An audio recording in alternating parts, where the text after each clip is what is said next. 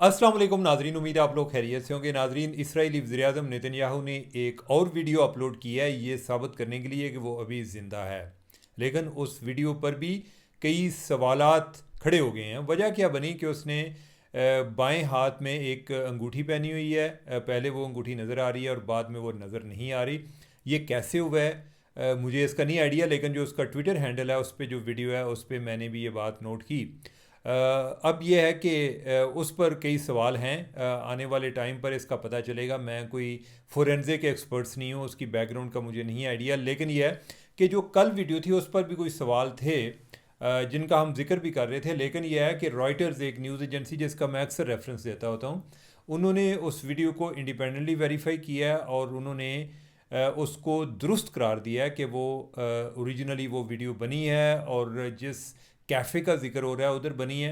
ये बात मैं इसलिए बता रहा हूँ कि उस हवाले से भी वो कल से वो भी एक मजाक बना हुआ है कि कई लोग जो हैं वो कभी वो मैक्रोन जो ईरान फ्रांस का सदर है उसको खड़ा करके उसकी वीडियो शो कर देते हैं कि वो है, या कभी किसी और के हवाले से आ रही होती हैं। लेकिन वो वाली वीडियो तो जेन्युइन थी। आज वाली वीडियो के बारे में क्या होगा या क्या है इसके बारे में पता चलेगा। उसके बारे में मैं अभी बताने की पोजीशन में नहीं हूँ। लेकिन हम आगे टॉपिक्स की तरफ बढ़ते हैं कि जो ट्रम्प साहब है ना, ट्रम्प साहब फंसते जा रहे हैं। मसला ये है कि एक तो आजकल ना वो रिपोर्टरों को भी खाण पैंदा आंदे नहीं, खाण पैंदा है, यानी कि एवं जिमें, यानी कि और वो भी, और जो उसका सेक्रेटरी दिफा है और उनकी परफॉर्मेंस देखने वाली होती है। जितने वो जिद हुए होते हैं और जिस तरह की वो लैंग्वेज इस्तेमाल कर रहे होते हैं, उससे लगता है कि जिन जर्नलिस्टों के का उन के साथ उनका वास्ता है वो बड़े शरारती किस्म के हैं। और बाय द वे मैं आपको बताऊं कि मीडिया से हर जगह लोग तंग होते हैं। ये कोई पाकिस्तानी पॉलिटिशियन या गवर्नमेंट नहीं है या पाकिस्तानी मीडिया को डिफरेंट नहीं है। आप कभी अमरीकी हुकाम को भी जाकर पूछें, और ये ट्रम्प का मामला नहीं, उससे पहले वाले जो भी हैं, यानी कि वो भी कोई खुश नहीं थे और मीडिया वाले भी उनसे खुश नहीं होते। हम अक्सर हमारी आदत है ना, बाहर की मिसालें देते हैं जी, वो जी उधर जो है बड़े महज़ब किस्म के लोग होते हैं, रोटी को चोची कहने वाले होते हैं, तो उनसे उनकी बात को माइंड नहीं करता। ऐसी बात नहीं होता, हर जगह होते हैं। तो खैर ये है कि उनकी आजकल जो वीडियोज़ अपलोड हो रही हैं ना वो देखने वाली हैं, यानी कि वो बताने वाली नहीं है, वो देखने वाली हैं। जो उनके तासरात होते हैं और जिस तरह की वो गुफ्तगू करते हैं वो देखने वाली होती हैं। लेकिन साथ उसको जो मामला आ रहा है, जो चैलेंज आ रहा है, वो सिर्फ मीडिया से नहीं आ रहा, उसको अपने इत्तेहादियों से आ रहा है। वो इत्तेहादी जिनको वो तलाक दे चुका है, जिनको वो बिल्कुल जूते की नोक पे उसने रखा हुआ था, अब वो उसकी लकीरें निकलवा रहे हैं। वो उनको कह रहा है कि चलो चलो स्टेट जो है स्टेट ऑफ हरमज़, चलो आप नाए हरमज़ जाकर खोलते हैं। उधर जो जहाज़ है उनको एस्कॉर्ट प्रोवाइड करते हैं ताकि हम उधर से ट्रैफिक जो है उसको रिज्यूम कर सकें। वो आंदे ने असी नीचे जाते, तू जो करने कर ले। कनाडा उसको इनकार कर चुका है। बरतानिया जो है वो ज़रा बस आगे पीछे हो रहा है। ऑस्ट्रेलिया ने इनकार कर दिया है, जर्मनी ने इनकार कर दिया है, और कई ममालिक जो हैं वो कह रहे हैं, फ्रांस वाले जो हैं वो तैयार नहीं हैं। तो ट्रम्प जो है उसकी बड़ी सुबकी हो रही है। और नाजरीन, ये जो जंग है, ये जंग के बड़े दूर असरात हैं। अमेरिका का जो अपने इत्तेहादी हैं, जो नेटो का एक फ्यूचर है, वो उस पर भी सवालिया निशान है। जो मिडल ईस्ट है उस पर तो सवालिया निशान हैं ही हैं। अब ये भी मुमकिन है कि उधर जो है नेटो ब्रेक हो जाए और इधर नेटो जो है वो एक कायम हो जाए। और ये क्यों, ये बात हम पहले भी वैसे कर चुके हैं, लेकिन आज मैं ये बात इसलिए करने जा रहा हूँ, या मुझे ज़हन में इसलिए बात आ गई नेटो की बात करते करते, कि कतर के साबिक वज़ीर आज़म ने इस हवाले से एक ट्वीट किया है। उसने कहा कि की गल है उनको लैदा लैदा मार खानी चाहिए या को मिल के को फ़ौज ही बना ली है। और उसने कहा कि हमें एक नेटो तर्ज की फ़ौज की ज़रूरत है। और इसमें बेहतर यह है कि हम टर्की को और पाकिस्तान को भी शामिल कर लें। ये उसने ट्वीट किया। अब यह है कि क्या ये कितना देरपा है या कितना काबिल अमल मनसूबा है। बज़ाहिर तो अच्छा लगता है, और हमारा जो पैसों में से ज़्यादा इंटरेस्ट है तो हमें तो बहुत अच्छा लगता है। हम कहते हैं कि यार ईरान से वैसे तरला कर लेंगे कि इन्होंने कुछ ना कहना, और इनसे जो है कोई ना कोई रिटेनरशिप अपनी को महीने की लगा लेते हैं। कोई दिहाड़ी शड़ी लगती रहे साड़ी, कोई जो 3 टाइम की रोटी चलती रहे, कोई हाड़ी सोनी आती रहे। हम जो है इतने में खुश हैं कि हम जो है इतिहाद का हिस्सा हैं। और इस हाथ साडा जिहड़ा ना मुंडा या साढ़े फौजी जोड़े ने ना वो सऊदीया होंगे ने या अरब विच होंगे ने, मतलब है कि उधरों पैसे पूसे आ रहे हैं, तो हमारा काम जो है चलता रहे। लेकिन ये बात किस हद तक काबिल अमल है, इसका थोड़ा सा एक पस मंज़र है। और वो मैं ज़रूर बयान करना चाहूँगा कि गल्फ़ कोऑपरेशन काउंसिल, आपने नाम सुना होगा। बेसिकली जो अभी कतर के साबिक वज़ीर आज़म हैं उसने ये बात गल्फ़ कोऑपरेशन काउंसिल को ही एड्रेस करके किया, उनको मुखातब करके किया है कि जनाब की चाहते कि हो और मार खानी जाए या को अपना कोई इत्तेहाद बना लिए। तो बहुत सारे ऐसे हमारे ममालिक हैं, अरब ममालिक हैं कि जिन्होंने बिल्कुल कोई चूँ चाँ भी नहीं की, नहीं सड़ते जो मिसाइल बज रहे ने उन्हें कुछ भी नहीं किया। तो लिहाजा हमें बेहतर यह है कि हम इकट्ठे हो जाएँ। लेकिन नाज़रीन, जो गल्फ़ कोऑपरेशन काउंसिल है ना, इसकी भी हिस्ट्री ऐसी है, ये भी खौफ की हालत में बनी थी। यानी कि ऑब्वियसली किसी चीज़ की ज़रूरत होती है तो उस टाइम बनती है।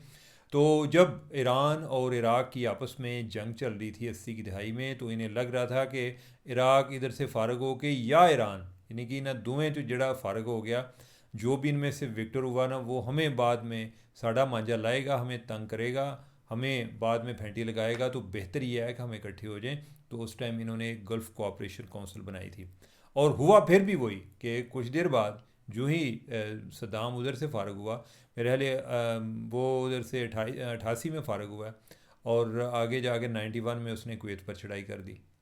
अब जब कुवैत पर चढ़ाई कर दी, वो एक अलग स्टोरी है कि उसने भी बड़ी अपने गेम की, कुवैत वाली भी, कि कुवैत पर चढ़ाई कर दी और साथ ही यानी कि उसने कोई 2-4 स्कड मिसाइल जो है ना वो उधर इसराइल में भी फेंक दिए, ताकि तासर ये रहे कि मेरी असल जो है ना कुवैत पे चढ़ाई की है, अमेरिका आ रहा है, तो हम जो है यानी कि हम ये कहेंगे जी कि हमारी तो इसराइल के साथ लड़ाई चल रही है। तो इसराइल को जब अमरीकियों ने इधर इससे इलाका खाली कराने की कोशिश की, बमबारी की, तो इसराइल जो है वो भी बड़ा टेम्पटेड फील कर रहा था जी कि साढ़े वाली मिसाइल है, इन्हें तो साढ़ा भी हिस्सा बनता है, हमें हमारा भी हक है कि हम भी मारे। उन्होंने अमरीकियों ने कहा कि आपने नहीं मारने, क्योंकि हमारे साथ जो अरब ममालिक हैं उनके लिए ये एक चैलेंज होगा कि उससे तासर ये जाएगा कि अरब ममालिक जो इस टाइम इत्तेहादी बने हुए हैं अमेरिका के, वो कुवैत के लिए नहीं बने हुए, बेसिकली ये इसराइल के इत्तेहादी हैं, तो उनके लिए एक बड़ी डिफेंसिव पोजीशन हो जाएगी। अब यह है कि मौजूदा सूरत हाल भी कुछ ऐसी ही है कि उधर अरब इसराइल और अमेरिका उधर हमला किए हुए हैं, अरब ममालिक जो हैं यानी कि वो उनको आके मिसाइल बजते हैं तो वो इस तरह शो करते हैं जिमें साढ़े हाल फुल बजे ने, या कोई ईरान का हमारा कोई मजाक चल रहा है, कोई थोड़े बहुत मिसाइल भेज दे रहे हैं, और बाकी लोग समझते नहीं, वो समझते हैं कि लड़ाई हो रही है, लेकिन हमारी तो आपस में बड़ी दोस्ती है, यानी कि वो तासर ये दे रहे हैं, लेकिन वो बड़ा टॉलरेट कर रहे हैं, और इसीलिए कर रहे हैं कि वो लड़ाई में बाकायदा एक जहाज़ों के ज़रिए, फ़ौज के ज़रिए शामिल होते हैं, जो कि पहले भी उनके पास कोई इतनी को ख़ास को बड़ी कोई ऐसी कोई वर्ल्ड स्टैंडर्ड की है नहीं। तो अगर वो शामिल होते हैं तो उससे तासर ये जाएगा कि वो इसराइल की जंग लड़ रहे हैं, ईरान के ख़िलाफ़ लड़ रहे हैं, तो अभी भी उनके लिए एक ये मसला है। तो इस सारे तनाज़ुर में क्या है कि हम अपनी फ़ौज ही क्यों ना बना लें, बजाय इससे कि हम इतना ज़्यादा पैसा अमेरिका को देते हैं, हम अपनी फ़ौज बना लें, और साथ ये है कि पाकिस्तान और तुर्की को शामिल कर लें। लेकिन क्या ये मुमकिन है, ये यानी कि सवाल ये है कि क्या ये मुमकिन है। तजवीज़ तो आ गई, इस तरह की तजवीज़ तो हम भी देते रहते हैं, लेकिन क्या ये मुमकिन है।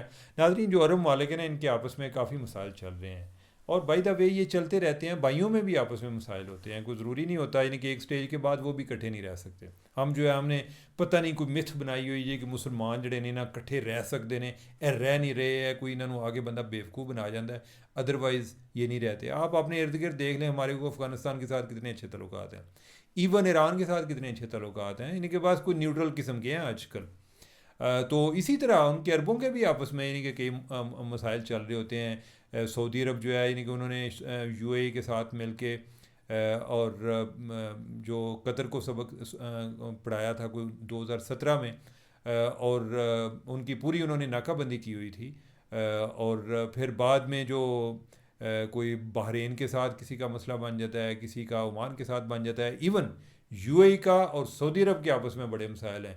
यूएई ने इसराइल को तस्लीम कर लिया हुआ है, यूएई इस चीज़ पर भी तैयार है जी कि हमें गज़ा में रोल दिया जाए, हम जो है गज़ा को टेक ओवर करने को तैयार हैं। सऊदी अरब जो है वो अपने आप को इलाके का चौधरी समझता है। बेसिकली सऊदी अरब के और ईरान का भी जो रोल है ना, वो चौधराहट का ही है कि रीजनल प्ले जो चीफ़ कौन होगा इधर का, इस इलाके का जो है ना थानेदार कौन होगा। तो इधर जो अरब मालिक हैं उनमें भी है। अब जो सऊदी अरब है वो समझता है ये यूएई वाले जो हैं ये तो ख़ानदानी लोग ही नहीं है, ऐ तो पता नहीं ना कोई बैकग्राउंड नहीं, हमारी तो बड़ी तारीख है, यानी कि हम तो इधर के बड़े ख़ानदानी लोग हैं, तो ये जो है ना यानी कि कल दे कोई लौंडे लपाटे आ गए थे जनाब साढ़े बराबरी की कोशिश कर रहे हैं, तो लिहाजा उनको भी वो अच्छा नहीं लगता। जो ये यूएई वगैरह वाले हैं ये तो 1971 में बना है यूएई, ये रियासतें जो हैं इनकी मुत्तहिद हुई हैं। बाकी जो छोटी छोटी रियासतें हैं कतर वगैरह, बहरीन, ये भी उसी टाइम की इनकी पैदाइश है, जाए पैदाइश, इवन कुवैत साइड की भी। तो अब ये है कि इनके आपस में इतनी ज़्यादा बनती नहीं है। अब सऊदी अरब का ये है कि सऊदी अरब चाहता है कि मैं इलाके का चौधरी हूँ, तो लिहाजा जिसने मेरे साथ चलना है आ जाएँ, मिलकर चलते हैं, पहले मेरी चुदराहट जो है उसको तस्लीम करें। तो लिहाजा वो चुदराहट के मसले में वो जब चीज़ें कायम नहीं होती तो फिर उस दौरान इत्तेहाद जो है, इत्तेहाद कैसे होगा, सिर्फ पाकिस्तान और टर्की को शामिल करने के लिए तो इत्तेहाद नहीं होगा। तो आइडियली होना चाहिए, लेकिन क्या ये मुमकिन है या नहीं, तो उसके बारे में कोई आइडिया नहीं। हमारा क्या बनेगा, मेरे ख्याल है हमारी यही डील है कि जो हमें लगा कि यार जो है ना इधर का सबसे बड़ा चौधरी सऊदी अरब है, तो उसके साथ रखते हैं, पैसा वगैरह भी इनके पास है, तो अगर किसी और ने आना होगा तो वो बिस्मिल्लाह वो साथ शामिल हो जाएगा, अगर नहीं आना होगा तो ना सही। और फिर इवन ये पाकिस्तान के लिए भी बहुत इजी एक डील नहीं होगी। इसराइल के साथ डायरेक्ट पंगा लेना वो भी इजी डील नहीं होगी। वो हो सकता है कि भारत के साथ मिलके हमारे लिए को मसाइल क्रिएट करना शुरू कर दे, या ये है कि अगर उनका सऊदियों का जो है या अरबों का ईरान के साथ मसला शुरू हो जाता है तो ईरान भी हमारे हमसाए में है। तो लिहाजा कोई बहुत ज़्यादा इजी चीज़ें हमारे लिए नहीं है, लेकिन आइडियली ये है कि अगर कोई ऐसा हो जाता है तो नॉट अ बैड आइडिया, यानी कि सीधे अफगानिस्तान ईरान में भी नारा ला लाएंगे, आखेंगे जी चलो मिल के, तो यानी कि चूँकि इस इलाके का चौधरी अब जो है इसराइल बना हुआ है तो आए मिल के इसका मुकाबला करते हैं, कोई इस तरह का कोई सलूशन जो है वो निकाल देंगे। टर्की के लिए बड़े चैलेंजेस आ रहे हैं, अगर कोई ईरान में कोई रजीम चेंज होती है तो उससे जो खाना जंगी बाद में शुरू होगी उसका टर्की पे बड़ा इम्पैक्ट होगा। जो इसराइल है वो इलाके का चौधरी बन जाता है, उसके अंदर अगर वो कॉन्फिडेंस आ जाता है ईरान के कोई खुदा न शिकस्त देने में, अगर वो कामयाब हो जाता है, वो इस तरह की सूरत हाल हो जाती है, तो फिर जो है उनके लिए भी वो मसले मसाइल होंगे। तो ओवरऑल तो हम अभी तक बैलेंस प्ले कर रहे हैं, बल्कि पाकिस्तान में जो हैं कई लोग जो हैं वो लगे हुए थे जी कि हमने कुछ सौदेबाजी कर ली है, ये कर लिया, वो कर लिया है। आज जो है ईरानी वज़ीर ख़ारजा ने भी पाकिस्तान का शुक्रिया अदा किया है, पाकिस्तानी अवाम का शुक्रिया अदा किया है कि वो इस मुश्किल घड़ी में ईरान के साथ खड़े हैं। हम तो जी हर एक के साथ खड़े हैं, हम सऊदी अरब के साथ भी खड़े हैं, हम आपके साथ भी खड़े हैं, कोई और भी इधर खड़ा होगा या बैठा होगा हम उसके साथ भी खड़े हैं। लेकिन ये कि मेरे ख्याल है कि ये कोई it's not a bad thing. हमें हमारी जो एक खारजा पॉलिसी है वो बड़ी प्रैग्मेटिक होनी चाहिए, हमें अपने मफादात का तहफ़्फ़ुज़ करना चाहिए। एवं ही जो है ना गैर ज़रूरी तौर पे जज्बाती हो के जो यानी कि हम किसी की मदद भी नहीं कर सकते, या तो हम हो ना कि दुनिया के कोई बड़े कण टूटे हों कि हम कोई दूसरों की कोई हेल्प कर सकते हैं, वो भी नहीं कर सकते। वैसे ही जाके मार खाने का तो फ़ायदा नहीं है। और हमारी कौम जो है वो तो पहले ही अफ़गानिस्तान में जो हमारी मुदालत है उसके भी ख़िलाफ़ है, तो हम ईरान में क्यों मुदालत करेंगे। तो हमें नहीं करनी चाहिए, हमें सबके साथ मामला ठीक रखने चाहिए। और मिला है कि this is the best policy कि जिसमें हम जो है, और ये बहुत बड़ा, ये एक मोइज़े से कम नहीं है कि इतने लोगों को हमने खुश किया हुआ है। सऊदी अरब भी खुश है, ईरान भी खुश है, अमेरिका भी खुश है, टर्की भी खुश है, यानी जो बाकी लोग हैं वो भी खुश हैं। बाकी ये है कि आप भी खुश रहें, अल्लाह ताला पाकिस्तान में खुश रखे। और अब यही है, यानी कि ये जंग जो है ख़त्म नहीं हो रही। और नाज़रीन वैसे मैं सोच रहा हूँ कि हम इधर बैठे हुए तंग आए हुए हैं, तो ईरान में जो लोग हैं उनकी क्या हालत होगी। बाय द वे आज मैं ईरान के हवाले से देख रहा था, अल जज़ीरा का एक रिपोर्टर, उसने उसने कोई अपने तासरात शेयर किए हुए, वो तेहरान से हो गया है। उसने कहा तेहरान से लगते ही नहीं है कि कोई, लगता है कि कोई नॉर्मल लाइफ भी साथ साथ चल रही है। हम तो इधर बाहर बैठ के हमें लगता है ना कि जैसे तेहरान में हर टाइम लोग जो हैं उन्होंने साह सुके पे ने कि होण बम्ब आया जे, इधरों आया जे, उधरों आया जे। और ये होता है, यानी कि मैं अगर इस्लामाबाद को इमेजिन करूँ, कभी कभार इधर कोई किसी जगह पे क्राइसिस पैदा होता है, मेरे रिलेटिव जो है वो फ़ोन कर रहे होते हैं, हैर तो है ठीक तो आओ की होया, इधर तो बड़ी अग लगी है मीडिया से। मीडिया अग ना लाए तो की लाए, मीडिया भी इंजे एक फोर्स ऑफ क्यास ही है। इंजे यानी कि वो एक जगह पर किसी इलाके में कोई चीज़ हो रही होगी, वो इतनी ज़्यादा चल रही होती है, वो तासर ये मिलता है कि जैसे पूरा जो शहर है उसको आग लगी हुई है। तो ईरान की भी यही सूरत हाल है, उधर भी लोग आहिस्ता आहिस्ता, इंसान की अल्लाह ताला ने मजाज उसका सॉफ्टवेयर ऐसे ही बनाया हुआ है कि वक्त के साथ साथ वो चीज़ों का आदी हो जाता है। अल्लाह करे कि वो भी इससे निकले, ओवरऑल पूरी दुनिया निकले। इस टाइम जो है यानी कि मुझे लग रहा है कि तेल की कीमतें फिर बढ़ेंगी। अभी वो जो इन्होंने कोई एक आर्जी कुछ दिन इन्होंने तेल की कीमत को कंट्रोल किया है, वो फिर बढ़ गई है, $106 फ़ी बैरल हो गई है। अब देखते हैं कि आगे किधर तक जाता है। ईरान के पास यही एक मेन वेपन है कि इस टाइम वो अमेरिका की लकीरें निकलवाए और वो स्ट्रेट ऑफ हॉर्मुज़ को बंद रखे। हमारा तो उधर से उन्होंने कंटेनर एक गुजरने दिया है, लेकिन यह है कि ओवरऑल जो ऑयल प्राइसेस हैं वो तो बढ़ गई हैं। तो इस सारे तनाज़र में हम किधर जा रहे हैं, बस देखते जाएं। और मुझे दें इजाज़त, अल्लाह हाफ़िज़।